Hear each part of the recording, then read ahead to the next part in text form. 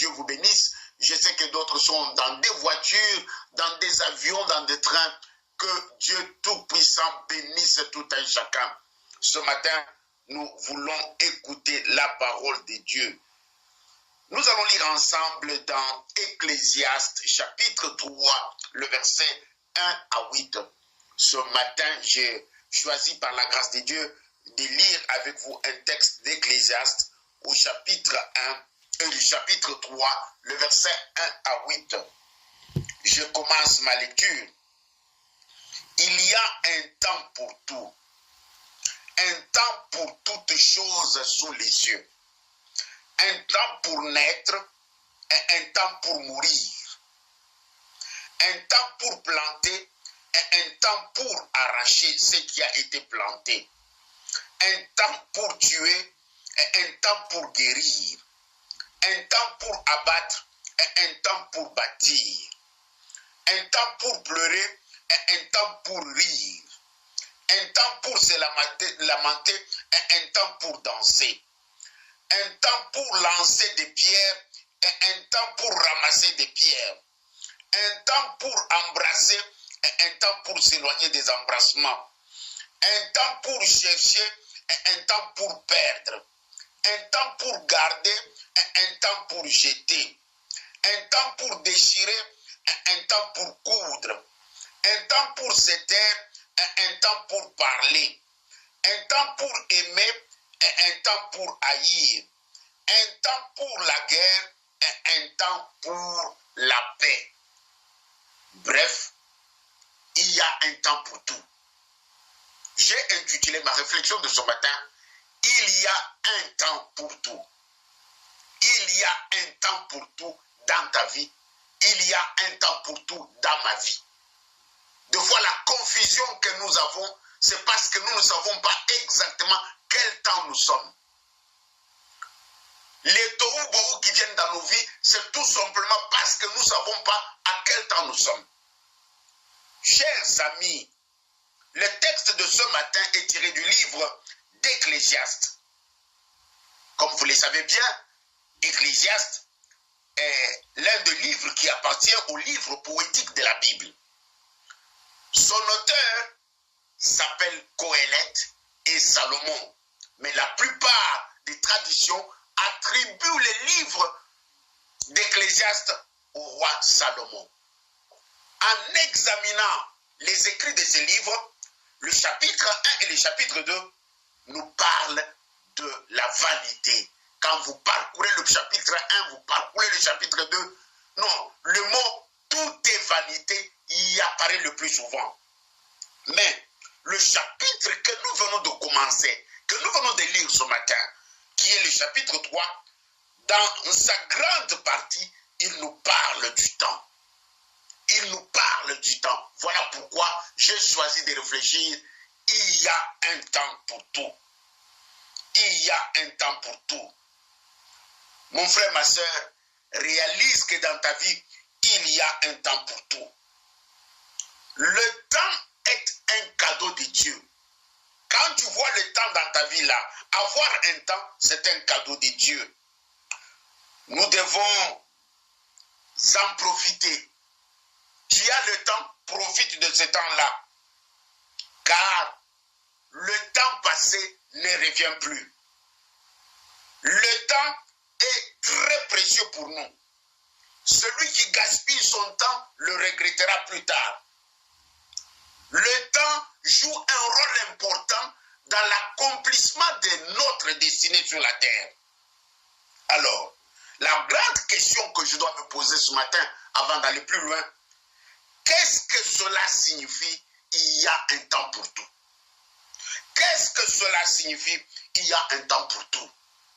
Pour bien répondre à cette question, je vais dire que en créant l'homme, Dieu lui a fait passer par différents temps et différentes saisons, afin de le former selon son plan ou selon son dessein. Quand Dieu nous crée, Dieu fait passer l'homme par différents temps et différentes saisons, avec un objectif bien précis. De même qu'il existe des saisons sur le plan naturel, nous avons hiver, printemps, été, automne. Il existe aussi sur le plan spirituel des saisons. Elles peuvent être la source de joie, ces saisons, ou tout comme elles peuvent être la source de tristesse. Ce que vous êtes aujourd'hui, ma sœur, ce que vous êtes aujourd'hui, mon frère, est les résultats des différents temps et des différentes saisons que tu as traversées. Ce que tu es est le résultat des différents temps et des différentes saisons que tu as traversées. Ce que vous êtes est le résultat des différents temps et des différentes saisons que vous avez traversées. Le temps et les saisons dans la vie d'un homme sur la terre peuvent être comparables à une journée. Les temps et les saisons dans la vie de l'homme sur la terre, nous pouvons le comparer à une journée. Quand la journée commence, ma soeur, mon frère, il y a 3 temps. Nous avons le matin, nous avons midi et nous avons le soir. De même que dans la vie de l'homme, il y a ces 3 temps. Il y a un matin dans ta vie, il y a un midi dans ta vie, il y a un soir dans ta vie. Tu dois mettre ça dans ta tête. Tu dois réaliser cela et cela va te permettre d'aborder l'année avec objectivité. Pourquoi ai-je dit cela? Pourquoi? Parce que le matin, c'est la saison de l'enfance. Quand l'enfant vient de naître, il est encore au matin de sa vie. Et midi, c'est la saison de maturité dans la vie d'un homme. Quand l'homme devient mature, il est au moment où nous pouvons dire qu'il est midi dans sa vie. Et le soir, c'est la saison du repos. Et chaque saison dans la vie d'une personne a ses caractéristiques. La saison de l'enfance est caractérisée par l'apprentissage. La saison de la maturité est caractérisée par le travail, l'approvisionnement, les développements. Et la saison du repos est caractérisée par le repos. Et nous voyons ça dans Psaume 1, le verset 3, que je souhaite lire ensemble avec vous. Psaume 1, le verset 3 nous dit: il est comme un arbre, ça nous parle d'un homme, hein, si je peux commencer au verset 1. Heureux l'homme qui ne marche pas selon le conseil de méchants, qui ne s'arrête pas sur la voie de pécheurs et qui ne s'assied pas en compagnie de moqueurs, mais qui trouve son plaisir dans la loi de l'Éternel et qui la médite jour et nuit. Verset 3. Il est comme un arbre planté près d'un courant d'eau qui donne son fruit à sa saison. Il est comme un arbre planté près d'un courant d'eau qui donne son fruit en sa saison. Si nous voulons changer saison en temps, qui donne son fruit en son temps et dont le feuillage ne flétrit point, tout ce qu'il fait lui réussit. On voit ici le psalmiste comparer la vie d'un homme par rapport à un arbre. Il dit que l'homme qui croit en Dieu, l'homme qui craint Dieu, il est comme un arbre planté près d'un courant d'eau. Un arbre qui est planté près d'un courant d'eau, ses feuillages ne flétrissent jamais, ses feuillages ne sèchent jamais. Mais il ajoute un élément très important qui est en rapport avec notre méditation. Il dit, il produit le fruit en sa saison. Il produit le fruit en son temps. Cela signifie qu'il y a un temps pour produire de fruits dans sa vie. S'il y a une leçon, un conseil que je peux donner ce matin, il est important de vivre son temps. Il est très important de s'efforcer pour vivre ton temps. Ne sois pas en retard par rapport à ton temps. Quand c'est le temps d'apprentissage, il faut aller à l'école. C'est ce que nous avons appelé ce matin la saison de l'enfance. C'est le temps d'apprentissage. Il faut aller à l'école. Il faut apprendre. Chercher à se former. Quand c'est le temps du travail, il faut aller travailler. C'est comme nous avons appelé ce matin la saison de maturité. Quand c'est le temps du repos, alors tu es obligé de te reposer. Le temps joue un rôle important dans l'accomplissement de notre destinée. Nous devons chercher à être au temps de Dieu, au bon moment, pour porter de fruits dans la vie. Nous devons chercher à être au temps de Dieu, au bon moment, pour porter de fruits dans nos vies. Mais si nous ne sommes pas au bon moment, nous risquons de ne rien avoir. Le chrétien doit discerner le temps de Dieu avant de faire un pas. Le chrétien doit apprendre à discerner quel temps il est, quel temps il fait dans sa vie avant de prendre des décisions. Parce que tu peux être déjà midi, mais tu prends les décisions par rapport au temps d'apprentissage, ce qui fait que tu risques d'aller sur un chemin qui ne va rien t'apporter dans la vie. Nous sommes chrétiens sur la terre. Sur la terre, nous sommes appelés à entrer dans le plan de Dieu. Sur la terre, nous sommes appelés à accomplir tout ce que Dieu a écrit, tout ce que Dieu a programmé pour que nous puissions vivre sa vie sur la terre. Alors celui qui néglige les conseils de Dieu, celui qui néglige la parole de Dieu, qui ne veut pas vivre sur la terre selon le plan de Dieu, il risque de taper à côté. Je disais à quelqu'un hier que moi, je connais pourquoi Dieu m'a placé sur la terre. Et je suis en train de me forcer de vivre selon le rôle que Dieu m'a donné à faire. Et ça, c'est là où j'aimerais t'amener. Pose-toi la question, est-ce que sur la terre, tu vis selon ce que Dieu a dans son programme, dans son agenda pour toi, ou bien tu vis selon que le mouvement t'amène? Bien-aimé, le mouvement peut t'amener plus loin que possible, mais sache que ce n'est pas ta destinée. Tu peux avoir l'argent, réussir dans tout ce que tu fais, mais tant que tu n'es pas dans le plan de Dieu, les derniers jours, le Seigneur dira que je ne t'ai pas connu. Je ne te connais pas, je ne t'ai pas connu.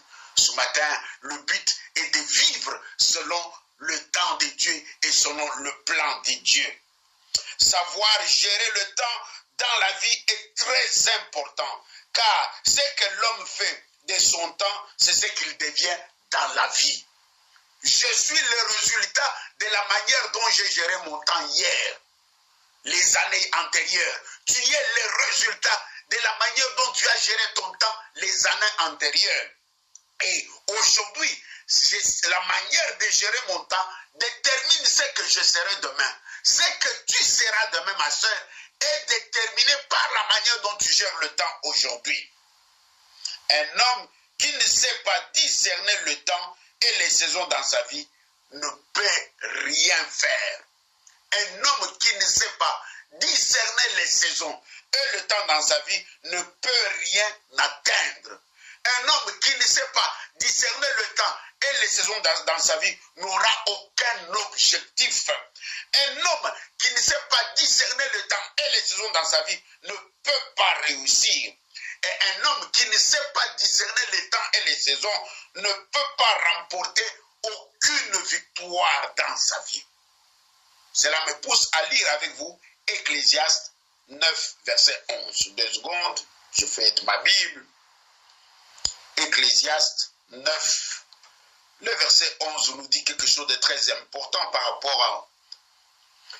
J'ai encore vu sous le soleil que la course n'appartient pas aux agiles, ni la guerre aux vaillants, ni l'épée aux sages, ni la richesse aux intelligents, ni la faveur aux savants, car tout dépend pour eux du temps et des circonstances. J'ai vu les hommes intelligents échouer dans la vie. J'ai vu des hommes intelligents se retrouver à la fin de leur vie sans rien accomplir. J'ai vu de belles femmes terminer leur vie sans même être fiancées. J'ai vu des universitaires finir leur vie en ayant travaillé non pas selon la valeur de son diplôme. Lui, il est universitaire, mais il vend les cartes de téléphone. Lui, il est universitaire, mais il est taximan. Pourquoi? La gestion du temps. Ce soir, ce matin plutôt, le Seigneur veut que chacun de nous puisse réaliser cela. Je répète le verset 11. J'ai encore vu sous le soleil que la course n'est point aux agiles, ni la guerre aux vaillants, ni le pain aux sages, ni la richesse aux intelligents, ni la faveur aux savants, car tout dépend pour eux de temps et des circonstances. Le temps est comparable à un véhicule. Je peux aussi dire que le temps est comparable à un train qui nous transporte vers notre destinée. C'est le temps qui te transporte. C'est le temps qui me transporte vers la destinée que le Seigneur a pour moi. Avec le temps, nous avons notre passé, nous avons notre présent et nous aurons notre futur. Tu dois te mettre cela en tête. D'ailleurs, cela s'explique bien dans des termes grecs. La différence, en français, nous parlons seulement de temps, mais en grec, on parle de temps chronos, le chronos, et de temps kairos. Qui dit temps chronos, il fait allusion au temps ordinaire, qui désigne heure, jour, mois et année. C'est ce qu'on appelle le temps chronos, le jour, le mois et l'année. Mais toujours en grec, il y a ce qu'on appelle le temps kairos. Le temps kairos, c'est le temps favorable de Dieu. Là, ça ne dépend pas de l'heure, ça ne dépend pas de la montre. Ce n'est pas un jour, ce n'est pas un mois, mais c'est un temps favorable, le temps de Dieu, ou l'opportunité que Dieu te donne, ou le temps où Dieu intervient dans ta vie. C'est ce que nous appelons le temps kairos. Ici, il faut savoir considérer ces deux éléments quand tu traites ton temps, quand tu gères ton temps. Le temps chronos, qui est le temps qui compte l'heure, jour, semaine, mois, année, et le temps kairos qui compte le temps de l'intervention de Dieu. L'occasion favorable où Dieu veut agir dans ta vie. L'opportunité que Dieu te donne pour entrer dans ta bénédiction. L'intervention de Dieu dans la situation pour laquelle tu pries et tu cries. Nous pouvons jeter un coup d'œil dans Éphésiens chapitre 5, le verset 16. Cette fois-ci, nous sommes dans le Nouveau Testament, dans le livre des Éphésiens, au chapitre 5, le verset 16. Rachetez le temps, car le jour sont mauvais. Rachetez le temps, car les jours sont mauvais. Alors, la question que nous devons nous poser avant de conclure ce message, comment racheter le temps? Comment est-ce que je peux racheter le temps, moi, en tant que chrétien? La première manière de racheter le temps, c'est aspirer à la grâce de Dieu. Tu dois être quelqu'un qui aspire à la grâce de Dieu. La personne qui aspire à la grâce de Dieu, c'est quelqu'un qui est dans la prière. Il prie beaucoup pour sa vie. La personne qui aspire à la grâce de Dieu, il a la foi que Dieu est capable. Dieu est capable de changer sa situation. Bien-aimé, la grâce, c'est une faveur que Dieu nous accorde. Et Dieu la donne à qui il veut et comme il veut. Mais il doit trouver en toi cette disposition. On peut aspirer à la grâce de Dieu. On peut se mettre dans des conditions telles que quand Dieu nous regarde, sa grâce et sa miséricorde tombent sur nous. Tu dois être quelqu'un qui est accroché à la prière par rapport à ta destinée, par rapport à l'intervention de Dieu dans ta vie. Deuxièmement, tu dois être quelqu'un qui croit, avoir la foi. Deuxième chose, pour racheter le temps, tu dois activer la grâce de Dieu dans ta vie. Activer la grâce de Dieu dans ta vie, cela me pousse à jeter un coup d'œil dans les textes bibliques, comme moi j'aime laisser parler la Bible. Dans 2 Pierre, chapitre 3, verset 18, laissez-moi lire pour vous, 2 Pierre, chapitre 18. Mais croissez dans la grâce et dans la connaissance de notre Seigneur Jésus-Christ. Active la grâce de Dieu dans ta vie. Active la grâce. Je parlais d'aspirer à la grâce. Et ici, je parle d'activer la grâce. Deux choses différentes, cher pasteur. Deux choses différentes. Activer la grâce, mais aspirer la grâce sont deux choses différentes. J'ai expliqué comment aspirer à la grâce de Dieu, mais maintenant, activer la grâce de Dieu, les textes de 2 Pierre 3, 18 nous dit, mais croissez dans la grâce et dans la connaissance. Quelque part, pour nous dire que pour activer la grâce, tu dois avoir la connaissance. Tu dois avoir la connaissance. On ne peut pas activer la grâce sans la connaissance. La connaissance, on la recherche. Deuxième élément, on ne peut pas activer la grâce sans l'obéissance. On ne peut pas activer la grâce sans l'obéissance. Tu dois obéir dans le moindre détail dans ce que Dieu te dit. Comment racheter les temps? Nous avons vu aspirer à la grâce.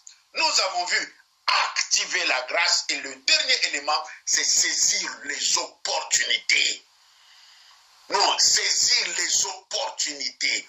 Dieu est le maître des opportunités. Dieu est le maître des circonstances et de temps. Dieu crée les opportunités. Et quand les opportunités sont là, on doit saisir la balle au pont. On doit être au moment M, au temps T, à l'endroit où Dieu aimerait que nous soyons. On doit être au bon moment, au bon endroit pour pouvoir bénéficier de la grâce de Dieu. En guise de conclusion, je lirai le seul verset de Psaume 90, le verset 12, Psaume 90, pour ceux qui sont en France. Le verset 12 nous dit quoi? Ça, c'est dans l'Ancien Testament, nous rentrons. Psaume 90, le verset 12. En guise de conclusion de notre réflexion de ce matin, enseigne-nous à bien compter nos jours afin que nous appliquions nos cœurs à la sagesse. Il s'agit du temps. Seigneur, enseigne-nous à bien compter, à bien gérer le temps, afin que nous appliquions nos cœurs à la sagesse. Que Dieu bénisse sa parole ce matin. Il était question de il y a un temps pour tout. Dieu veut que tu gères bien ton temps pour entrer dans le plan merveilleux qu'il a pour toi. Dieu veut que tu profites du temps qu'il t'a donné sur la terre pour réaliser ce qu'il attend de toi. Dieu veut que ton temps sur la terre soit mis au profit pour que tu puisses manger la manne qu'il a promis, les fruits et tout ce qu'il a promis pour les bonnes saisons. Que Dieu bénisse sa parole au nom puissant de Jésus. Amen. Amen, amen, amen. Un seul communiqué du 7 au 9. Le prophète Francis Ngawala sera à Dortmund, à la maison du potier, pour un séminaire biblique. Pas n'importe lequel, mais un séminaire qui affecte ta vie. Suis-moi. Le thème est l'homme, virgule, ses terres et ses hôtels. En tout cas, ce thème englobe la vie de l'homme, ses échecs et ses réussites. Parce que pour réussir, tu dois être sur une bonne terre. Comment est la terre de là où tu es? Oui, j'accepte qu'on a déjà maudit la terre de là où tu habites, je ne sais pas si à Marseille ou je ne sais pas moi où, mais il y a lieu de venir au séminaire apprendre comment déprogrammer la terre, ôter tout ce qu'on avait mis dans la terre. Il y a des codes bibliques qu'on doit apprendre comment changer la malédiction, les mauvaises déclarations qui sont sur la terre dans laquelle j'habite. Alors, ce séminaire s'adresse à toi. Ce sont des moments de prière intense, des moments de délivrance et des moments de déclaration prophétique très forte. Saisis cette occasion. Ce sont des congés, des Pâques. Tu peux te déplacer, venir pour chercher ton salut. Nous sommes en pleine période de Champions League. Je vois l'équipe de Dortmund va jouer à Chelsea. L'aéroport était plein. J'ai déjà pris des congés au travail pour regarder Champions League Chelsea Dortmund. Zama et tout, des collègues de travail demandent congé au chef. Oh, je vais aller regarder le match de Chelsea en Angleterre. Mais pour Dieu, tu peux aussi investir, te déplacer, payer un hôtel, rester là 2-3 jours pour que ta vie soit impactée. Gère bien ton temps. Il y a un temps pour tout. Ce soir à 20h, Maloubama Bomoy, avec le pasteur Marie Pembele. Que Dieu vous bénisse. Prions les Seigneurs. Père, merci. Merci pour mes frères, mes soeurs. Ce matin, tu nous as ouvert les yeux sur la gestion de temps. Je prie, Éternel, que 2023, nous ne puissions pas gaspiller cette année sans pour autant gérer le temps avec toi. Sans toi, nous ne pouvons rien, Éternel. Soutiens tout un chacun au nom puissant de Jésus. Je bénis la radio Pain du Soir au nom puissant de Jésus. Amen. Bon dimanche à tous.